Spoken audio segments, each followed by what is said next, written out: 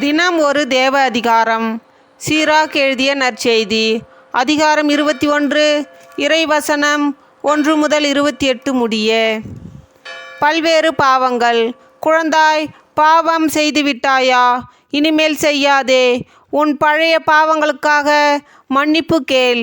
பாம்பை கண்டு ஓடுவதைப் போல பாவத்தை விட்டு ஓடிவிடு.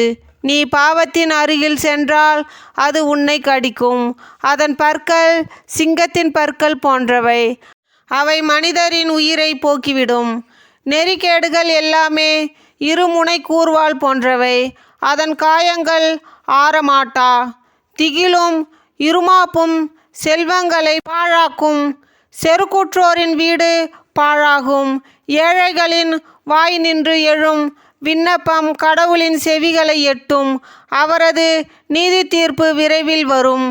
கடிந்துரையை வெறுப்போர் பாவிகளின் வழியில் நடக்கின்றனர். ஆண்டவருக்கு அஞ்சி நடப்போர் மனம் வருந்துவர். நாவன்மை படைத்தோரை பற்றி பேச்சு தொலைவிலும் பரவும்.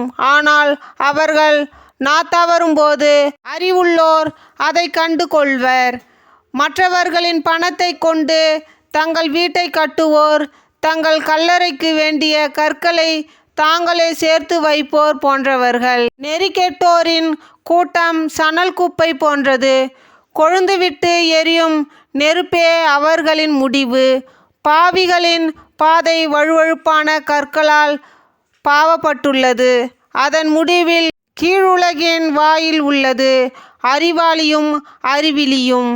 திருச்சட்டத்தை கடைபிடிப்போர் தங்கள் எண்ணங்களை கட்டுப்படுத்துகின்றனர். ஆண்டவரிடம் கொள்ளும் அச்சத்தின் நிறைவே ஞானம். திறமை இல்லாதோருக்கு கல்வி அறிவு புகட்ட முடியாது. கசப்பை விளைவிக்கும் ஒரு வகை திறமையும் உண்டு. ஞானிகளின் அறிவு வெள்ளம் போல பெருக்கெடுத்து ஓடும். அவர்களின் அறிவுரை வாழ்வளிக்கும் நீரூற்றுக்கு நிகராகும். மூடரின் உள்ளம் ஓட்டைக்கலன் போன்றது. அதில் எவ்வகை அறிவும் தங்கி நிற்காது. அறிவாற்றல் பெற்றோர் ஞானம் நிறைந்த பேச்சை கேட்டு புகழ்வர். அது வளம் பெற செய்வர். அப்பேச்சை ஒழுக்கம் கெட்டோர் கேட்க நேரிட்டால் அதை விரும்புவதில்லை. அதை உள்ளத்திலிருந்தும் விரட்டி விடுவர்.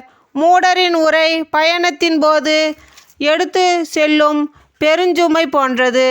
அறிவு கூர்மை கொண்டோரின் பேச்சு இன்பம் தருகின்றது. அறிவுத்திறன் வாய்ந்தோரின் வாய்மொழிகளை சபை விரும்பி தேடும்.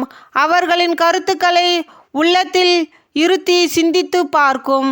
மூடர்களுக்கு ஞானம் பாழடைந்த வீடு போன்றது. மதியினர்களுக்கு அறிவு பொருளற்ற உரை போன்றது. அறிவிலிகளுக்கு அளிக்கும் நற்பயிற்சி கால்விலங்கு போன்றது. வலக்கையில் மாட்டப்பட்ட தலை போன்றது. மூடர்கள் சிரிக்கும்போது உரத்த குரல் எழுப்புவர். அறிவில் சிறந்தோர் அமைதியாக புன்னகிப்பர். அறிவுத்திறன் கொண்டோருக்கு நற்பயிற்சி பொன்னகையாகும். வலக்கையில் அணிந்த கைவளையாகும். மூடர்களின் கால்கள் மற்றவர்களின் வீட்டுக்குள் விரைகின்றன. பட்டறிவு பெற்றவர்களின் கால்களோ நுழைய தயங்குகின்றன. அறிவிலிகள் கதவு வழியாக வீட்டுக்குள் எட்டி பார்ப்பார்கள். நற்பயிற்சி பெற்றோர் வெளியே காத்திருப்பர். நற்பயிற்சி பெறாதோர் கதவு அருகே நின்று ஒற்று கேட்பர். அறிவுத்திறன் வாய்ந்தோர் அதை இகழ்ச்சியாக கொள்வர். அறிவற்றோர் எளிதாக பிதற்றுவர். நுண்ணறிவு கொண்டோர் சொற்களை அளந்து பேசுவர். அறிவிலார் சிந்திக்கும் முன் பேசுவர். அறிஞர் பேசும் முன் சிந்திப்பர். இறைப்பற்றில்லாதோர் தங்கள் எதிரியை சபிக்கும்போது தங்களையே சபித்து கொள்வர். புறங்கூறுவோர் தங்களையே மாசுபடுத்தி கொள்வர். சுற்றுப்புறத்தார் அவர்களை வெறுப்பர். இது ஆண்டவரின் அருள்வாக்கு. இறைவா, உமக்கு புகழ். தந்தை, மகன், தூய ஆவியின் பெயராலே ஆமென்.